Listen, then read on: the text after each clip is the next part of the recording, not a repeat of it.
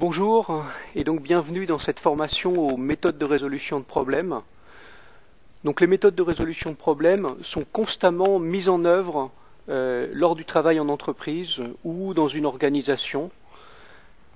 De quoi s'agit-il en fait? Il s'agit à la fois de méthodes qui sont utilisées en gestion de projet, parce que la gestion de projet, quand on est en phase de déroulement du projet, on va forcément rencontrer un certain nombre de questions et de choses qu'il faut résoudre.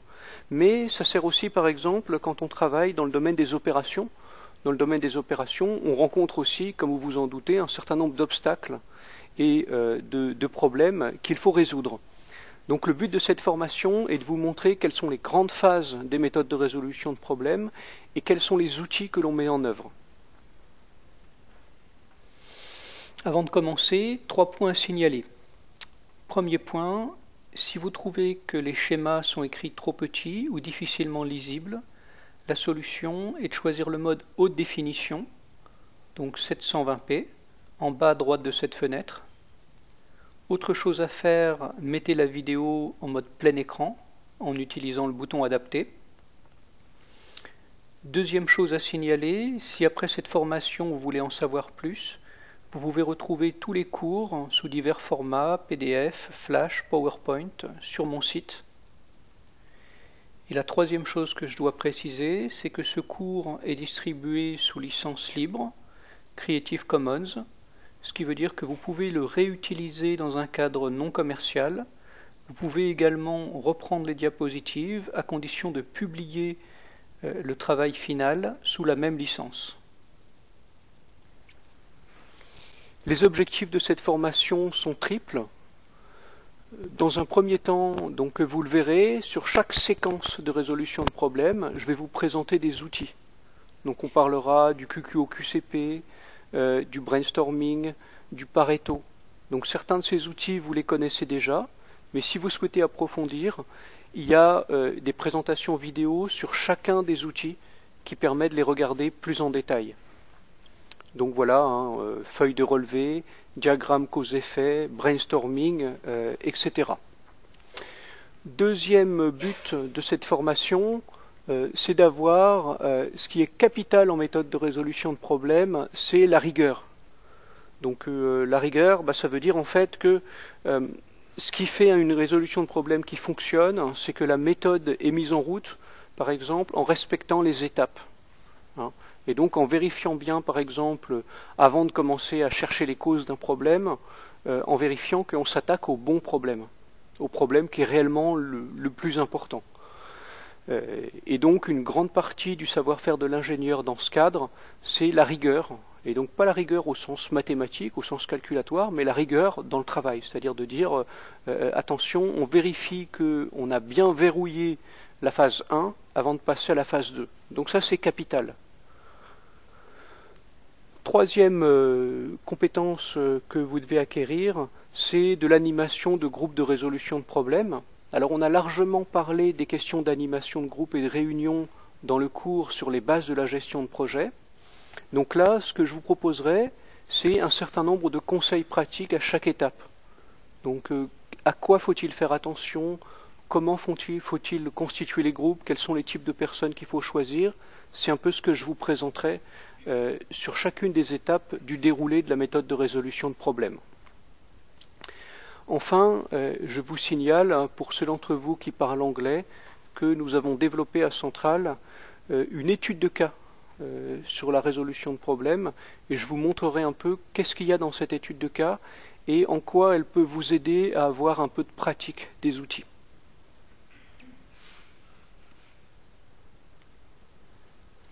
Alors, tout d'abord, ce que je vous propose, c'est de vous présenter simplement les 4 phases de la méthode de résolution de problèmes, simplement pour que vous ayez une vue générale de quoi on va parler. Alors la première phase en résolution de problèmes, c'est la phase de cadrage. Le cadrage, le but du cadrage, c'est tout simplement de définir le problème. Alors ça peut paraître bizarre quand on dit qu'on fait de la résolution de problèmes, de dire qu'avant de résoudre un problème, ce qu'il faut faire avant tout, c'est définir le problème. Alors cette phase, qui paraît triviale, ne l'est pas du tout. c'est la phase la plus délicate et la plus importante, parce qu'il n'y a rien de pire que de s'attaquer aux mauvais problèmes. Et donc, on verra ensemble comment est-ce qu'on fait pour bien réussir cette phase et quel est le livrable à la fin. Deuxième phase, une fois qu'on a résolu le problème, une fois qu'on a défini le problème, c'est la phase d'analyse où on va tenter non pas de résoudre le problème, mais de remonter à ses causes. Donc en fait, le but de cette deuxième séquence, c'est de comprendre. C'est pas de résoudre, encore moins d'agir, mais c'est de comprendre. Et donc là, on verra un certain nombre de méthodes de recueil de données, d'analyse de données, et donc qui permettent de comprendre ce qui se passe, et en particulier de remonter à ce que l'on appelle la cause racine. Une fois qu'on a terminé cette phase, qu'on l'a validée, on passe à la phase 3, qui est une phase où on recherche quelle est la solution qu'on va pouvoir appliquer. Donc là, bien entendu, le problème, c'est que si on fait un bon brainstorming, on va trouver non pas une solution, mais toute une famille de solutions. Et donc la question n'est pas seulement le côté brainstorming, où on va chercher beaucoup de solutions possibles, mais aussi le côté sélection, pour savoir parmi toutes ces solutions, quelle est la solution qu'on va adapter, compte tenu de ce qu'on recherche, ce qu'on appelle les critères de valeur d'une solution. Et puis enfin, la dernière phase, c'est la phase d'action.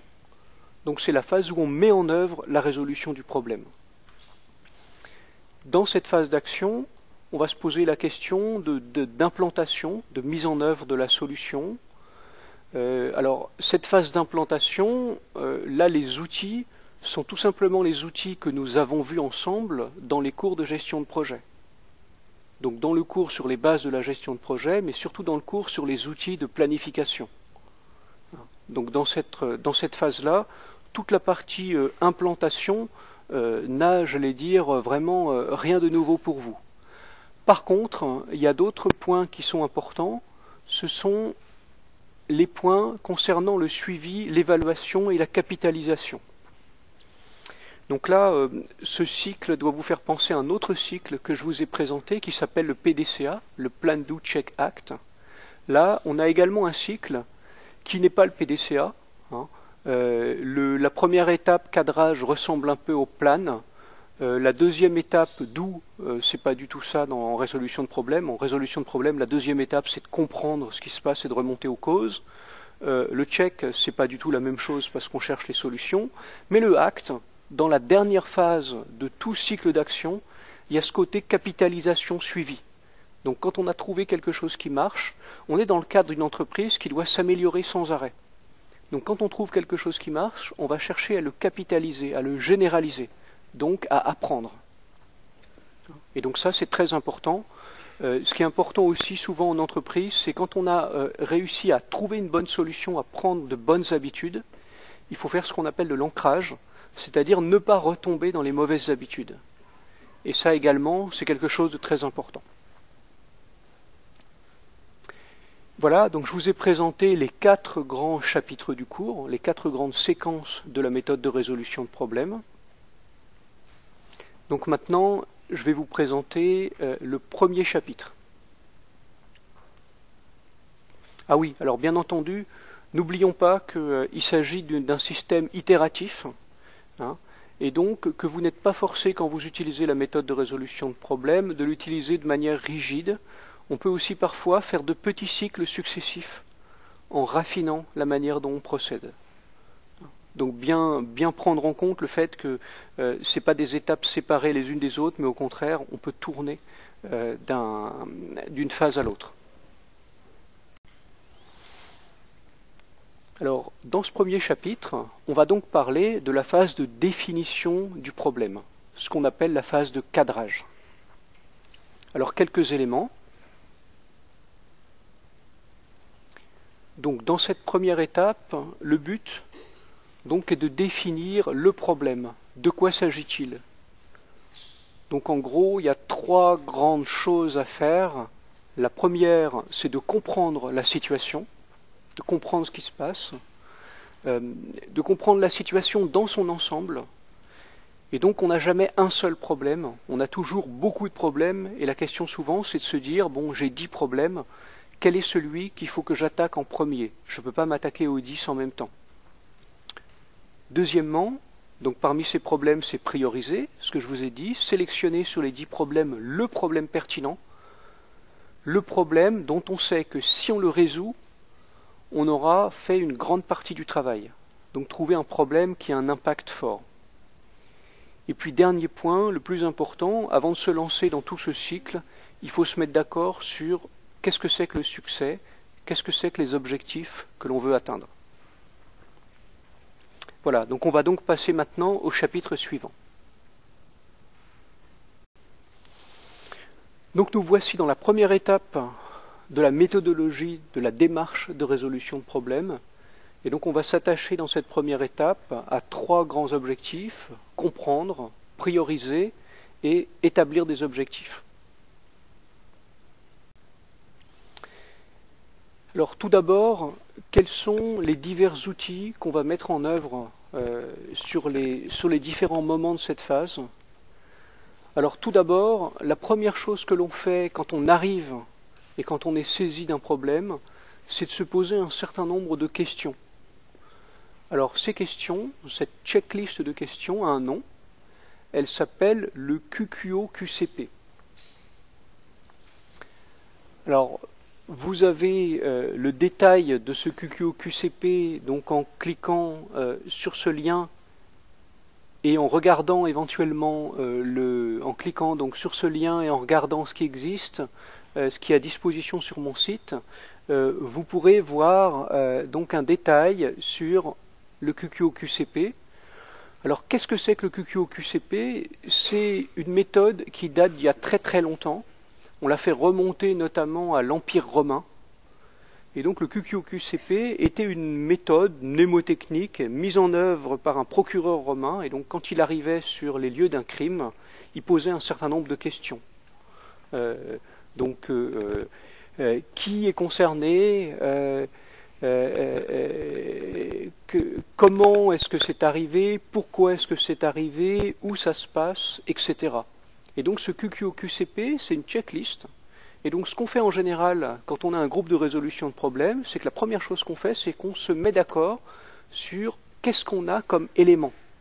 Qu'est-ce qu'on a comme élément temporel, par exemple, c'est la question quand. Qu'est-ce qu'on a comme élément géographique ou spatiaux, c'est la question où. Qu'est-ce qu'on a comme élément sur ce qui s'est passé, c'est la question comment ou pourquoi. Et donc en creusant toutes ces questions, on va faire la première phase de la méthode, c'est-à-dire on essaie déjà de rassembler qu'est-ce qu'on connaît sur le problème, quels sont tous les éléments caractéristiques. Alors je ne vais pas vous présenter en détail le QQO-QCP, mais vous pouvez regarder la vidéo ou les diapositives à ce sujet. Deuxième chose à faire, on parle de QQO-QCP, mais souvent on utilise un autre acronyme qui est le QQO-QCCP, donc avec 2 C, pour ajouter en fait le C de combien. Alors pourquoi? Parce qu'une chose qui est très importante, c'est la mesure. Et donc on va essayer, une fois qu'on a défriché un peu de quoi il s'agit, d'aller chercher des éléments les plus précis, les plus quantitatifs possibles sur ce qui se passe. Et donc pour ça, on va mettre en place des méthodes et des moyens pour relever des données. Donc ça c'est très important, si on veut travailler avec rigueur, c'est de trouver des éléments qui soient quantifiables, chiffrés, avec lesquels on puisse faire des analyses statistiques même. Et par exemple de demander à des gens qui travaillent dans une usine, quand il y a un défaut, de remplir une feuille de relevé. Et ensuite on va récupérer toutes ces feuilles de relevé, consolider les données, et c'est à partir de là qu'on va travailler. Faire des relevés, c'est bien, mais il y a une autre chose qu'il faut faire, c'est pouvoir analyser ces données, et puis au moins pouvoir les interpréter. Alors, à ce stade-là, on ne va pas dans les méthodes d'analyse de données complexes, mais on essaie au moins d'avoir des méthodes de représentation qui permettent rapidement de montrer qu'est-ce qui est le plus important. Donc c'est toute la question de la data visualization, de la visualisation de données, qu'on aborde dans cette formation sur les feuilles de relevé. troisième étape, à ce stade-là, si on a fait une enquête sérieuse, on va s'apercevoir qu'il n'y a pas un problème, mais il y a beaucoup de problèmes possibles. Et donc la question, c'est de faire ce que l'on fait quand on fait de la gestion des risques. C'est de se dire, ben voilà, dans mon projet, il y a plein de risques, mais pour faire de la gestion de manière efficace, je ne peux pas gérer tous ces risques. Et donc ce que je vais faire, c'est que je vais essayer de voir lesquels sont les plus importants, et donc je vais faire ce qu'on appelle une priorisation. Et donc pour ça, je vais utiliser un outil qu'on appelle le diagramme de Pareto. Donc le diagramme de Pareto s'attache en fait à étudier quel est l'impact de chaque problème. Et le but, bien entendu, c'est de détecter quel est le facteur qui est la source du maximum de problèmes. Et donc on a une loi que vous connaissez peut-être, qui est la loi du 80-20, qui dit qu'il y a 20% des causes qui font 80% des effets. Et donc l'idée, bien sûr, c'est quand vous avez 10 causes, de résoudre en premier les causes qui sont à la source du plus de problèmes. Et donc comme ça, en un seul effort, vous avez résolu 80% du problème. Enfin, la dernière chose à faire dans cette phase de cadrage, qui est très importante, c'est de boucler la phase de cadrage en disant, voilà, nous avons décidé de nous attaquer à tel problème et il faut un plan de travail. Donc ce plan de travail, en général, il se présente sous la forme d'un nouveau QQOQCP. Donc c'est les mêmes questions que celles qu'on a posées au tout début, quand on a défini la situation, mais ces questions-là sont appliquées à qu'est-ce qu'on va mettre en œuvre pour résoudre le problème. Et ce QQOQCP pose aussi un problème très important, qui est de savoir combien est-ce que ça va coûter de résoudre le problème, et qu'est-ce qu'on attend comme résultat, pour dire qu'on a réussi. Alors, cette phase ici de proposition du plan de travail est une phase qui est très importante. Alors, pour vous donner un exemple, si vous êtes employé dans une agence de conseil, ce que fait une agence de conseil en général, c'est qu'on va l'appeler quand on a un problème. Donc les personnes de l'agence de conseil, souvent des seniors, vont dans l'entreprise et vont commencer par évaluer quelle est la quantité de travail qu'il y a, combien de temps il faut. Et ensuite, avant de commencer une intervention, ils vont voir le client et ils lui disent combien ça va lui coûter. Et donc c'est très important, bien sûr, avant de commencer une résolution de problème, d'avoir le go du point de vue du financeur. Alors on va regarder ça plus en détail. Alors, quand cette phase est bien faite, quels sont les livrables? Qu'est-ce qui permet de dire que cette phase est bouclée? Alors tout d'abord, c'est une petite synthèse, et cette synthèse, elle fournit des objectifs. Donc ça, on l'a vu ensemble dans le cours sur les bases de la gestion de projet. Les objectifs répondent à un certain nombre de critères. Donc par exemple, dans la version anglaise, ils sont simple, measurable, agreed upon, realistic et time-framed. Donc c'est des objectifs simples, mesurables, réaliste, donc ni trop facile ni trop difficile, et puis bien sûr avec une échéance, une date de livrable dans le temps. Ensuite, comment dire qu'on a atteint ses objectifs? On doit pouvoir le constater, et on le constate en mesurant un certain nombre d'indicateurs.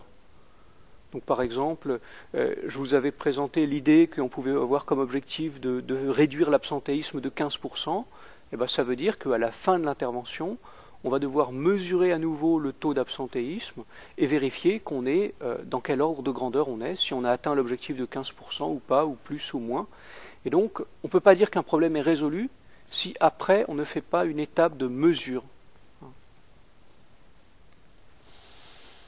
Autre chose très importante dans cette phase, je vous en ai parlé, c'est le fait que vous ayez l'approbation du chef, du client, du commanditaire, pour lancer l'équipe de résolution de problème.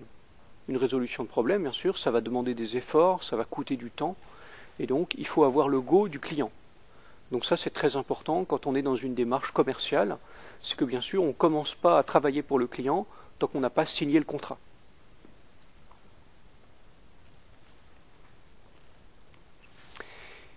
Maintenant, quelques conseils et quelques points clés si vous avez à mettre en œuvre cette phase. Donc premier conseil, évidemment, il faut des objectifs clairs. Donc ça c'est très important dans le management. Il faut que les objectifs soient négociés, consensuels, que tout le monde soit d'accord dessus, qu'on puisse les mesurer, qu'on ait des échéances dans le temps. Ça c'est le b.a.-ba du management. Donc vérifiez que vos objectifs sont réellement dans la checklist que je vous ai donnée. Un autre point intéressant, quand on est en charge d'une équipe de résolution de problèmes, c'est de constituer l'équipe avec laquelle on va travailler. Donc à ce stade-là, la question c'est qui inclure dans l'équipe. Alors moi, ce que je vous recommande, c'est d'inclure essentiellement deux types de personnes. D'abord, dans cette phase, le grand risque qu'on a, c'est de se tromper de problème. Donc s'attaquer à quelque chose qui n'est pas réellement important, s'attaquer à un problème mineur, au lieu de se dire, effectivement, c'est celui-ci qui est important. Et donc, comment ne pas se tromper de problème? Comment fixer une cible réaliste? Là, typiquement, il va falloir inclure des gens qui ont une bonne connaissance de l'entreprise, un beau niveau de responsabilité, autrement dit, ce qu'on appelle un peu des décideurs, c'est-à-dire des gens qui ont suffisamment d'expérience et d'autorité pour être capables d'y voir clair. Et puis autre chose, il ne faut pas se lancer dans une entreprise de résolution de problèmes si on n'a pas le soutien pour aller jusqu'au bout. Donc ça veut dire qu'à ce stade-là, le client, la personne qui va bénéficier de cette démarche, le financeur, doit être impliqué et doit avoir dit « Ok, je vous soutiens, vous m'avez convaincu en me présentant votre analyse du QQ au QCP, en me présentant vos feuilles de relevé, en me montrant visuellement quel était le problème le plus important, je suis convaincu et donc je suis prêt à vous soutenir dans la résolution de ce problème. »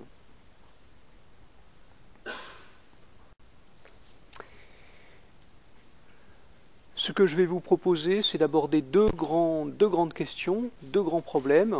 Tout d'abord, se demander comment est-ce qu'on fait pour trouver toutes les causes possibles, donc ouvrir un peu l'éventail et chercher tout ce qui peut aller mal. Et puis une fois qu'on a trouvé tout un tas de points de départ, il va falloir remonter à la cause racine, remonter à la cause d'origine. Et donc, ce sera le deuxième but de cette phase.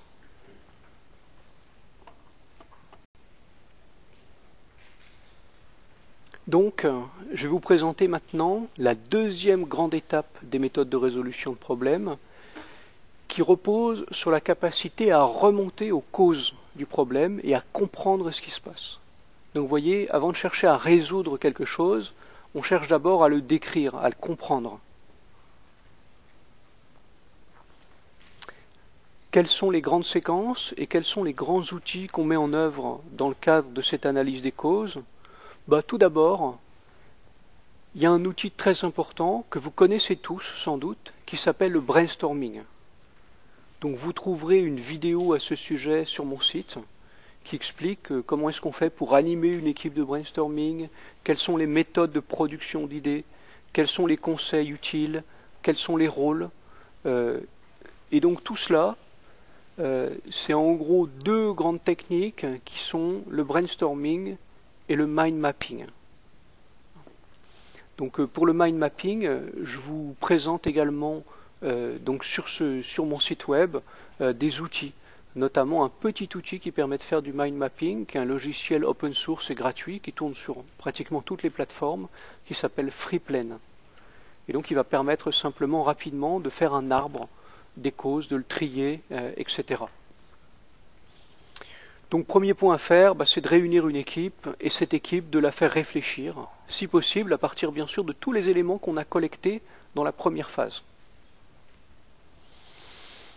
À partir de là, le brainstorming va donner beaucoup d'hypothèses de travail, beaucoup d'hypothèses sur les causes, et puis il va falloir remonter aux principales catégories de causes. Alors on pourra en plus du brainstorming utiliser des outils comme le diagramme cause-effet. Donc le diagramme cause-effet fonctionne de la manière suivante. Vous avez un problème qui est le suivant. Vous connaissez un effet, donc on commence à le remplir par là, et on va remonter aux causes de ce que l'on constate en utilisant une liste mnémotechnique qu'on appelle le 5M. Hein. Donc matière, matériel, méthode, milieu, main-d'œuvre. Et souvent, dans la présentation en détail, je vous explique qu'on utilise également une méthode qu'on appelle le 6M, où on ajoute au 5M la question de la mesure, pour savoir si on a mesuré réellement à partir quelque chose qui reflète la situation et qu'on n'a pas, par exemple, ce que vous connaissez peut-être, des artefacts, c'est-à-dire des erreurs de mesure qui sont dues notamment à l'instrumentation qu'on utilise. Donc ça, c'est le diagramme cause-effet. Troisième outil qu'on utilise, c'est des outils qui permettent de vérifier les hypothèses. Donc à ce stade-là, on va faire à nouveau du recueil de données. Donc je vous ai déjà présenté un peu le recueil de données au travers des feuilles de relevé, quand je vous ai présenté la première étape. Mais là, on va faire du recueil de données de manière beaucoup plus rigoureuse. Et donc, on va utiliser des méthodes qui sont décrites dans mes cours de recueil de données. Alors, en gros, il y a 4 grandes catégories de méthodes qui vous permettent de trouver des données sur un problème. Il y a l'utilisation des entretiens. Donc, il y a une formation sur l'entretien qui explique comment est-ce qu'on conduit un entretien, comment est-ce qu'on l'organise, et qui explique ce que c'est que la reformulation. Donc ça, c'est la première grande famille de collecte de données, c'est de rencontrer les gens et de parler avec eux. La deuxième famille de données permet de travailler en masse, et elle s'appelle les questionnaires ou les sondages.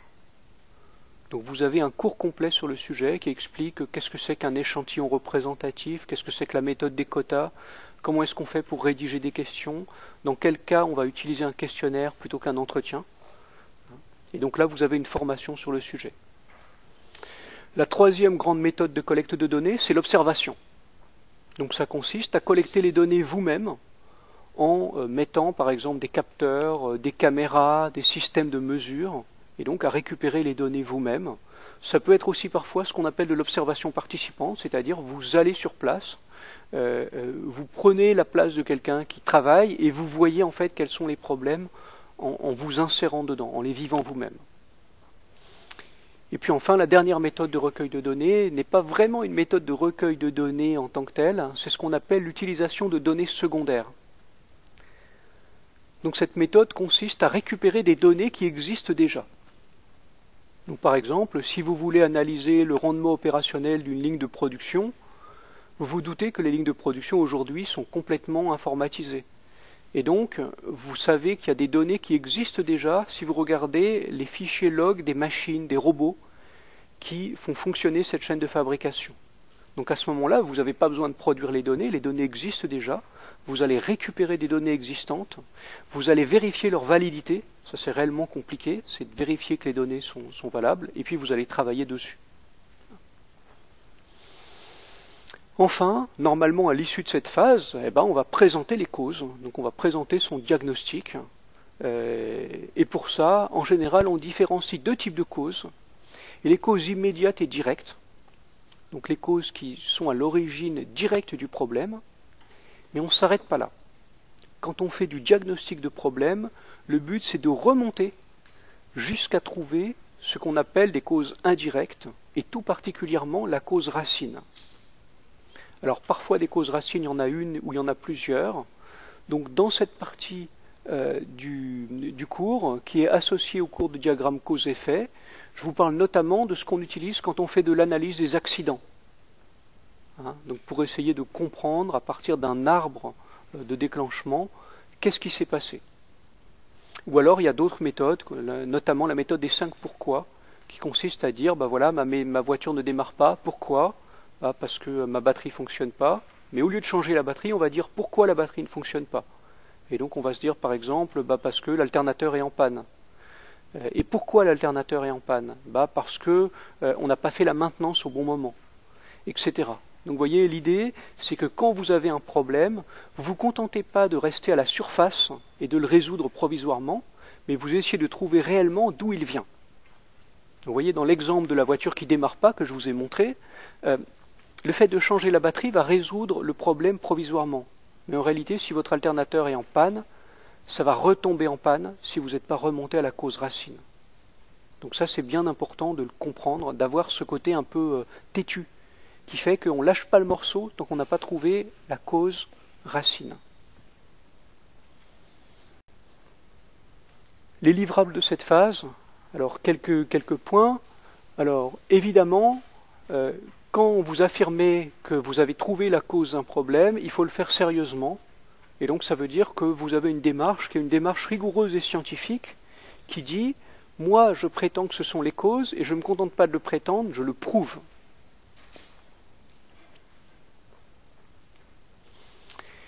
Donc, je prouve que j'ai été chercher jusqu'au bout, que j'ai été exhaustif. Donc, que j'ai trouvé les vraies causes. Alors, vous savez, en médecine, il y a souvent une expression qu'on utilise qui est soigner les symptômes. Donc, quand quelqu'un est malade, quand quelqu'un a mal à la tête, on va dire, prenez une aspirine. Donc, ça retire le mal de tête. Mais, on n'a pas soigné la cause du mal de tête. Donc, la personne, par exemple, peut avoir une maladie grave. Et le fait de prendre de l'aspirine va simplement masquer le problème au lieu de le résoudre. Et donc en médecine, on appelle ça soigner les symptômes. C'est-à-dire on soigne les symptômes d'un problème, mais on ne remonte pas à la cause. Donc là, c'est très important de s'attacher à dire on trouve les vraies causes. On remonte jusqu'au bout. Autre point sur lequel il faut insister, c'est que trouver les causes, c'est bien, mais il faut aussi commencer à avoir un diagnostic qui permet de remonter à une solution. Et donc on appelle ça de la connaissance actionnable. C'est-à-dire par exemple, si vous arrivez à faire une analyse tellement fine en utilisant la physique quantique d'un phénomène chimique, vous allez peut-être remonter aux causes les plus essentielles, mais ce n'est pas forcément très utile quand on veut être opérationnel derrière. Donc il faut trouver, vous voyez, de la connaissance utile, actionnable. Suite des livrables. Alors là, je vais un peu me contredire par rapport à ce que je vous ai dit. Il faut savoir que dans certains cas, dans cette phase-là, je vous en reparlerai, on s'attache à trouver une cause provisoire. Alors pourquoi ? Eh bien, imaginez que quand vous avez une ligne de fabrication qui tourne avec quelque chose qui tombe en panne, quand vous allez appliquer votre méthode de résolution de problème,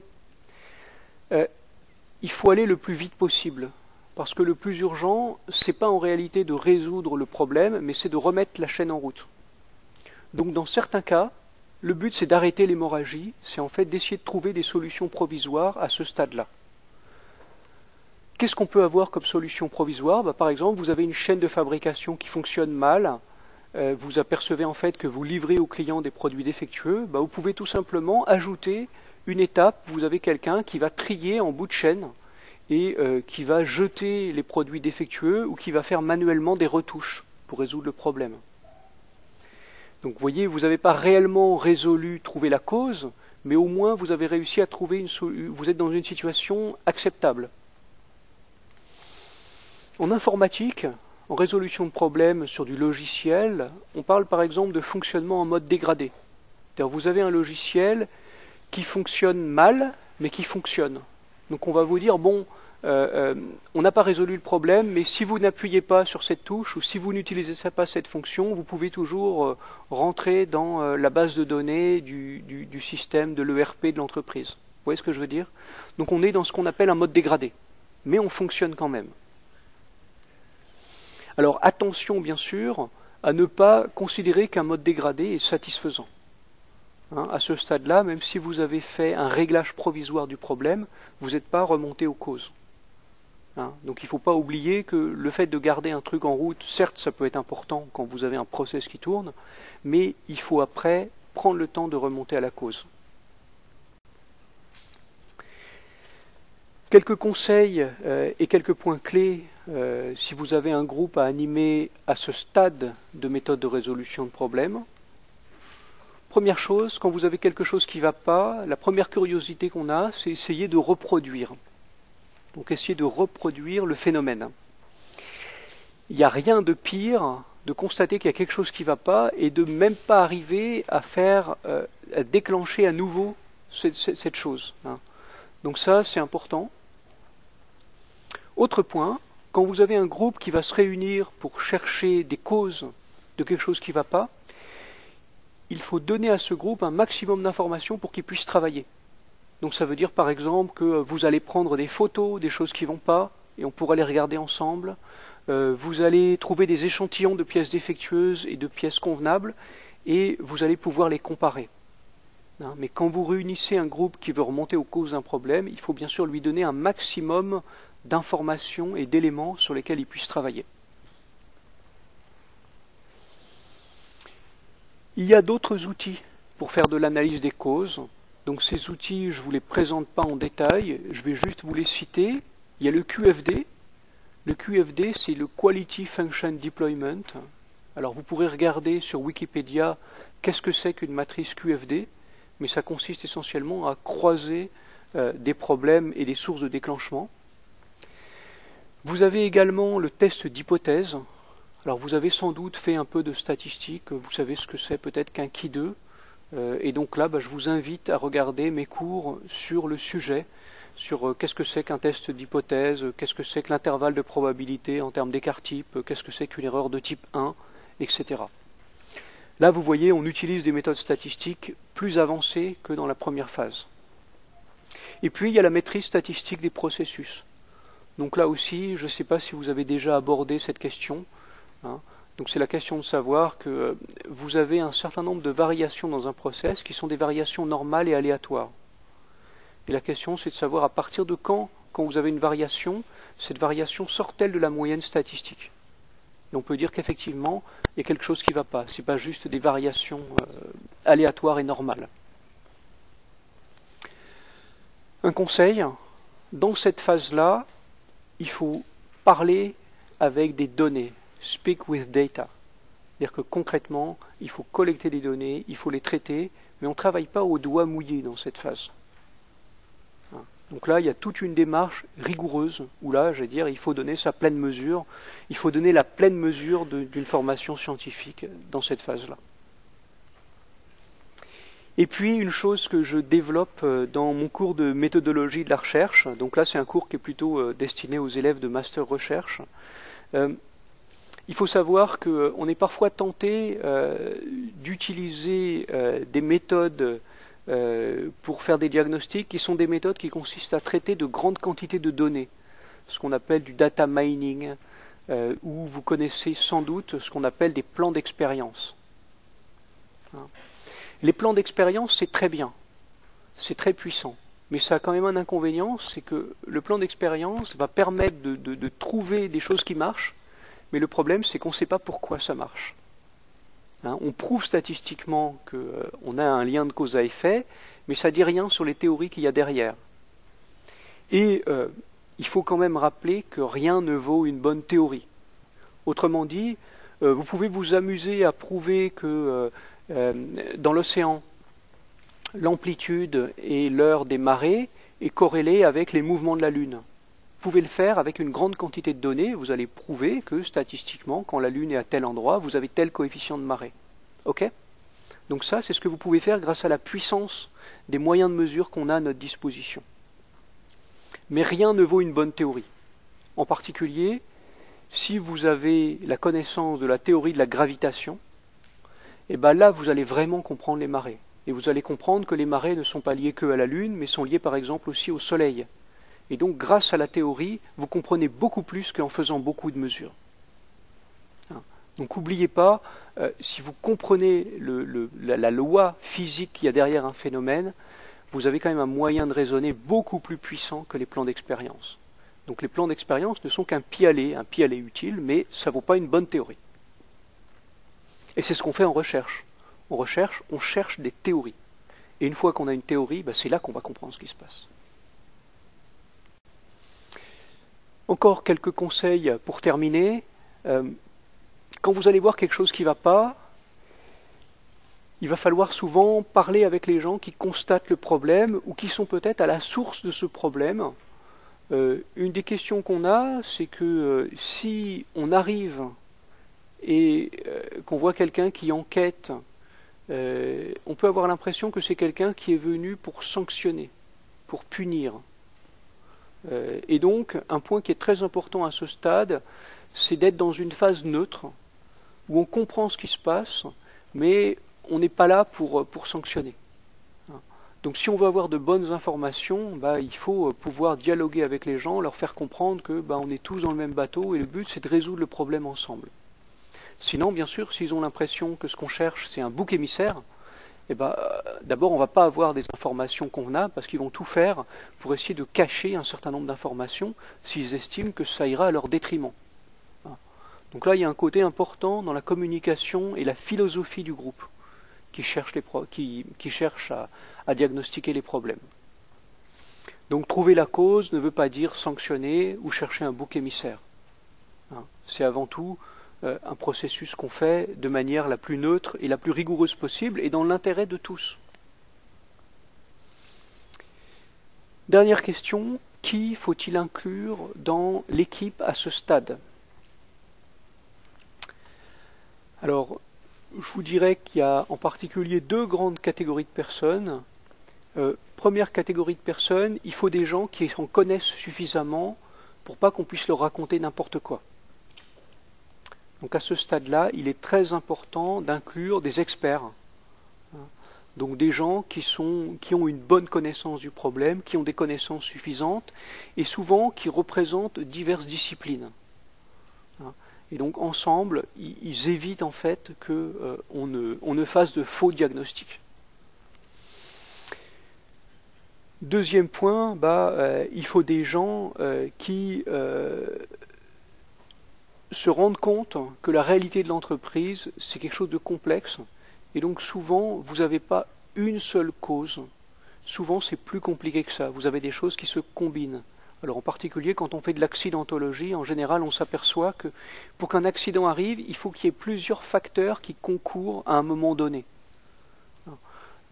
Et donc, il faut bien avoir cette idée que la réalité est complexe. Et puis, dernier point,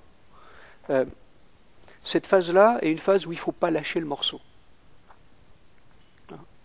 Donc, je vous recommande d'inclure dans l'équipe des gens qui sont tenaces, têtus. Et donc, tant qu'ils n'ont pas posé leurs 5 pourquoi, qu'ils ne sont pas remontés à la cause racine, ils n'abandonnent pas. Donc ça aussi, c'est très important quand on est en phase de recherche des causes.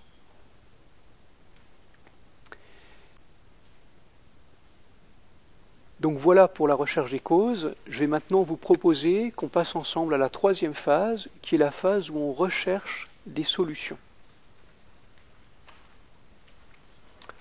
Alors, dans cette étape 3, il y a deux grandes catégories d'objectifs.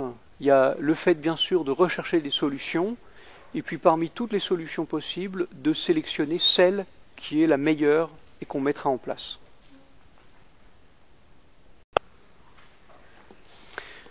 Troisième étape de la démarche de résolution de problèmes.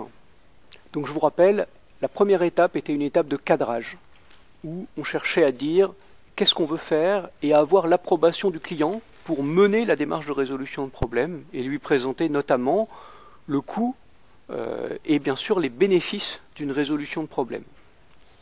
La deuxième étape, c'était l'étape où on essayait de remonter aux causes. Donc c'était une étape d'enquête, où on cherchait avec obstination et rigueur à remonter à la cause racine du problème. La troisième étape que je vais vous présenter maintenant est l'étape où on va rechercher des solutions, donc par rapport à ce qui cause le problème.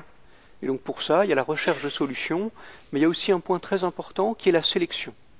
Parce que souvent, surtout quand on a une équipe puissante et imaginative, on ne va pas trouver une solution à un problème, mais on va trouver plusieurs solutions. Et la question, c'est de se dire, parmi ces solutions possibles, quelle est celle qui présente le plus d'avantages pour moi? Les outils permettant de chercher des solutions sont les suivants. Alors tout d'abord, évidemment, quand vous avez trouvé les causes d'un problème, pour trouver les solutions à mettre en place, eh bien à nouveau, vous avez un outil dont on a parlé, qui est le brainstorming. Donc qui consiste à réunir les gens et puis à trouver beaucoup d'idées. Une fois qu'on a fait un brainstorming, le problème, c'est qu'on a une famille de solutions possibles, mais une famille nombreuse. Et donc la question, c'est de se dire, parmi ces solutions possibles, quelles sont celles que je veux mettre en place? Je ne vais pas les mettre toutes en place. j'ai de la marge de manœuvre, donc qu'est-ce que je fais? Alors pour ça, il faut deux choses. Donc là, c'est présenté à la fin de ma formation sur le brainstorming. C'est, je vous dis, le brainstorming, c'est pas juste trouver des idées en s'amusant. Le brainstorming à la fin, c'est parmi toutes les idées qu'on a trouvées, c'est se mettre d'accord pour sélectionner celles qu'on va mettre en place. Et donc, dans cette phase, il faut deux choses. Il faut se mettre d'accord sur des critères, c'est-à-dire qu'est-ce qu'on recherche qui va faire qu'une solution est intéressante. Et puis, une méthode de travail. Donc, qui peut être une méthode consensuelle, une méthode avec des votes, une méthode de tour de table, etc. À la fin, qu'est-ce qu'on fait avec toutes les solutions possibles? Eh bien, c'est simple, on les classe. Et donc, pour ça, on utilise un tableau de scoring ou de ranking, où on va, par rapport aux divers critères de sélection qu'on a trouvés, mettre une note, éventuellement pondérer cette note. Et donc, normalement, la solution qui a le plus d'avantages va être calculée et va sortir en haut du tableau.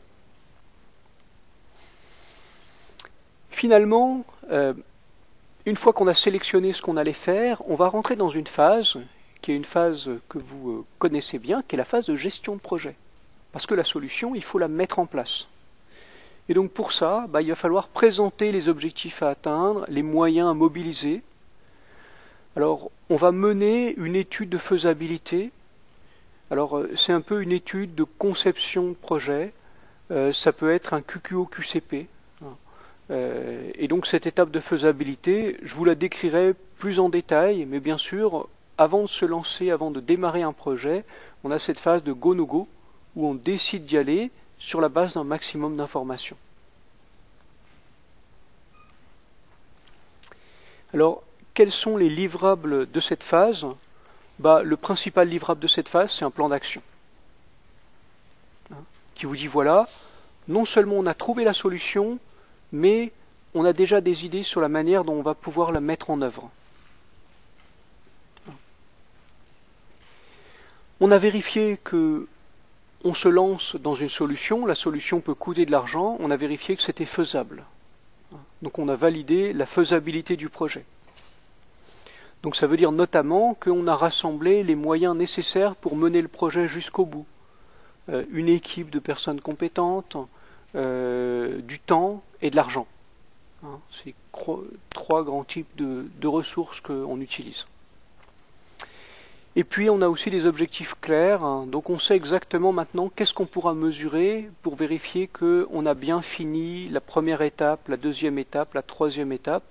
Vous savez qu'un projet, il va avoir des jalons, donc des moments dans le temps où on va avoir des livrables. Quelques conseils sur cette phase de recherche des solutions. Donc là, vous avez besoin d'une équipe et idéalement, il faut mettre déjà dans cette équipe les gens qui vont s'occuper de mettre en œuvre la solution. De telle sorte qu'ils mettent en œuvre une solution, mais ils ont aussi participé pour la choisir, donc ils sont engagés. Autre recommandation, les gens qui vont bénéficier qui vont profiter de la résolution du problème, ils vont être forcément motivés pour travailler sur le projet. Et donc, c'est des éléments moteurs importants. Donc, ça peut être intéressant de les inclure dans cette phase de recherche de solutions. Alors, maintenant qu'on a terminé cette phase de recherche des solutions, et cette phase où on trouve la meilleure solution, je vais vous proposer de présenter la dernière phase de la méthode de résolution de problèmes, qui est la phase d'action. Donc vous voyez, on réfléchit beaucoup avant d'agir. Toute la valeur ajoutée que vous avez, c'est une valeur ajoutée en matière grise. Dans cette étape 4, je vous présenterai essentiellement deux choses. Premièrement, comment est-ce qu'on fait pour mettre en œuvre un plan d'action ? Et puis, comment est-ce qu'on fait pour valider que les résultats sont obtenus?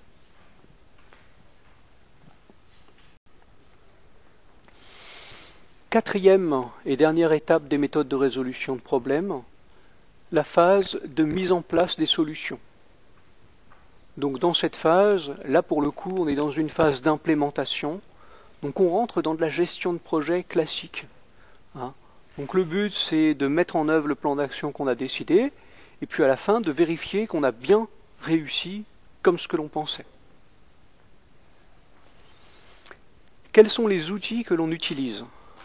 Alors là, si vous avez suivi les cours de gestion de projet, vous allez être en terrain connu. Tout d'abord, avant de réaliser un projet, il faut faire ce qu'on appelle une phase de montage, où on va faire de la conception de projet.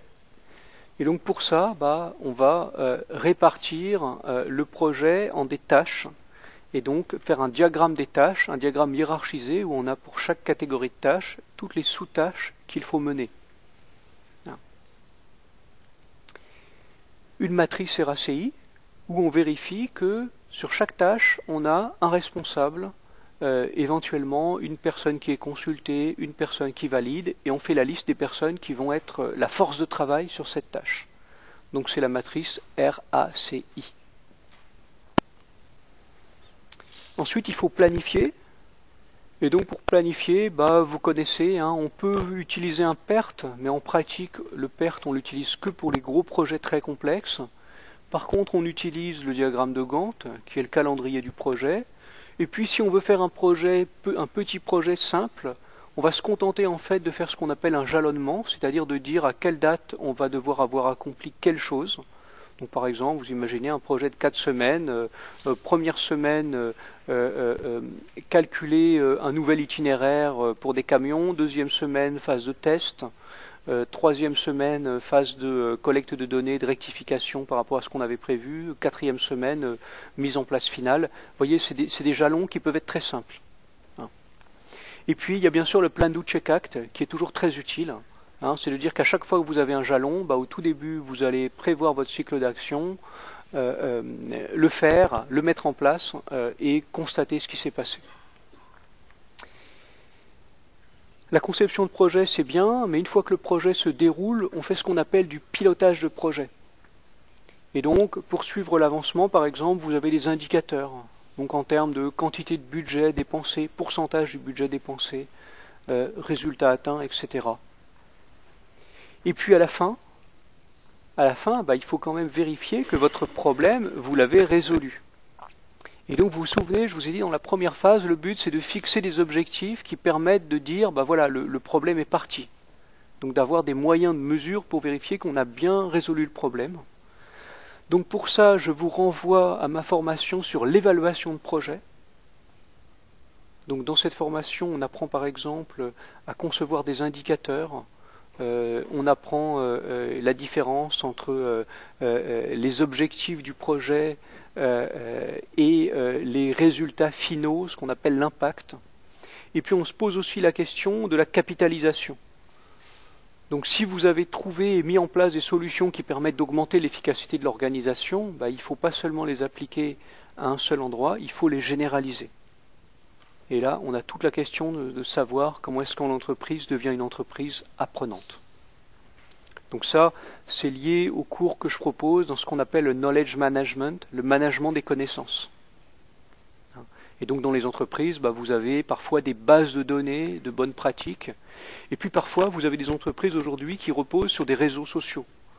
Donc l'idée, c'est pas de stocker la connaissance dans des systèmes informatiques. L'idée, c'est de dire, si vous avez tel problème, vous allez rencontrer monsieur machin. Et donc c'est plutôt de mettre les gens en contact. Et ça, c'est les théories de la connaissance qui disent soit que la connaissance peut être formelle, soit que la connaissance, elle est informelle, elle est dans les personnes. Et donc si vous croyez dans la connaissance formelle, vous allez mettre en place des manuels, des systèmes de base de données, des wikis, des trucs où vous formalisez. Et si vous croyez que la connaissance est informelle, vous allez mettre en place des réseaux sociaux, vous allez encourager les gens à se parler les uns des autres. Et vous voyez, c'est des stratégies différentes, mais c'est toujours de la gestion des connaissances. Quels sont les livrables de cette dernière phase ? Tout d'abord, bien évidemment, le premier livrable que vous devez avoir, c'est que vous devez avoir résolu le problème. Donc ça, c'est évident. Avoir résolu le problème, alors on n'a pas forcément résolu tout le problème, mais on en a résolu la plupart, donc totalement ou partiellement. Et bien sûr, j'ai résolu le problème, je le prouve. hein. Donc ça, quand on dit PDCA, c'est le check, hein, c'est je vérifie que j'ai bien résolu le problème. Et puis, on doit rendre des comptes. Si vous avez quelqu'un qui vous a financé, qui vous a donné cette mission, qui vous a payé, bah, vous devez lui dire bah, voilà ce que j'ai fait, des moyens, des ressources que vous m'avez données.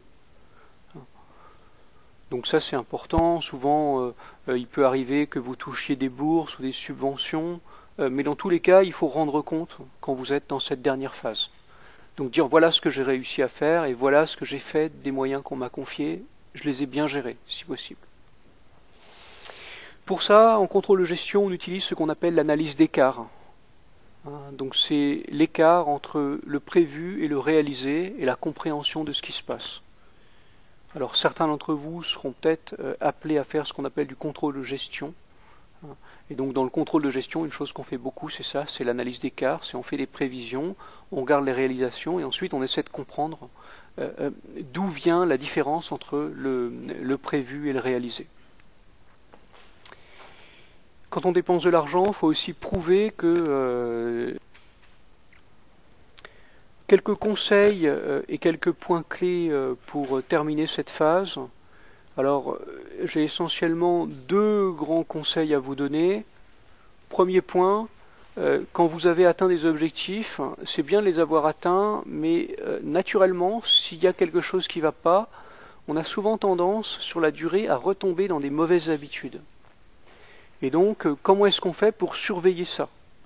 Alors, il ne faut pas oublier de laisser en place éventuellement des moyens de mesure qui vous préviendront s'il y a quelque chose qui ne va pas bien. Hein, si pour une raison ou une autre, on est en train de se retrouver à nouveau dans le problème qu'on avait constaté. Donc ça veut dire mettre en place des moyens de monitoring en anglais, surveillance en français. Mais il est très très facile de retomber dans les mauvaises habitudes. Et franchement, ça ne sert à rien d'avoir fait tout un travail pour trouver la solution à un problème, si c'est pour quelques mois ou quelques années plus tard, retomber dans les mauvaises habitudes et faire revenir le problème. Pourtant, ça arrive très souvent. Avant de clore le projet, n'oubliez pas de capitaliser. Alors ce qu'on fait souvent à la fin de projet, c'est une réunion de bilan. Donc on appelle ça un post-mortem. Hein. Vous savez qu'un projet, c'est l'organisation temporaire. Donc à la fin, on va dissoudre l'équipe et puis les gens vont passer à autre chose. Mais avant de se quitter, il est recommandé de faire une réunion où on essaie de se dire qu'est-ce qui a marché, qu'est-ce qui n'a pas marché. Donc ça, on le pratique beaucoup, par exemple, dans les grands projets logiciels. Avant de dissoudre l'équipe, on fait une réunion post-mortem pour faire un bilan ensemble. Donc ça, c'est important. Autre chose, il faut laisser des traces. Donc il faut laisser de la documentation. Le gros problème, c'est de laisser cette documentation dans un format tel qu'elle puisse être réutilisée. Alors vous vous souvenez tout à l'heure, quand je vous ai parlé des méthodes de collecte de données qu'on utilisait en phase de recherche des causes, je vous ai dit, vous pouvez faire des entretiens, vous pouvez faire des questionnaires, vous pouvez faire de l'observation vous-même, ou vous pouvez utiliser des données secondaires. Donc n'oubliez pas, toutes les données que vous avez collectées, pensez que quelqu'un pourra peut-être les réutiliser un jour. Donc archivez-les proprement, ça veut dire des fichiers qui sont rangés au bon endroit, avec le bon nom, sous un format convenable, et puis accompagné d'une sorte de mode d'emploi qui explique comment les données ont été collectées. Donc ça, c'est ce qui fait la validité de la doc. Et puis s'il y a une doc qui existe, il faut la mettre à jour. Donc bien évidemment, il faut penser avant de clore le projet à faire tout ça. Et puis un dernier conseil, quand on a réussi, il ne faut pas hésiter à faire la fête. Certaines méthodes de résolution de problèmes incluent la phase où on va féliciter les gens qui ont travaillé. Donc on remercie les gens qui ont contribué. Et puis on valorise. Donc ça veut dire parfois faire un poster pour présenter ses résultats, répondre à des interviews, faire un article dans un journal ou autre, mais bien penser aussi que cette phase est une phase normalement joyeuse où on montre qu'on avance, qu'on fait de mieux en mieux. Voilà, donc maintenant je vais vous proposer une petite conclusion. Dans cette conclusion, je vous parlerai d'autres méthodes. Alors, il existe en fait beaucoup de méthodes de résolution de problèmes. Donc, je vous parlerai notamment de la méthode 8D, la méthode CRIM, et je vous montrerai des exemples de formulaires réellement utilisés en entreprise. Et puis, je vous pointerai vers quelques, si vous voulez en savoir plus, si vous voulez vous former, je vous donnerai quelques ressources, des choses à lire, si ça vous intéresse d'approfondir, aujourd'hui ou plus tard.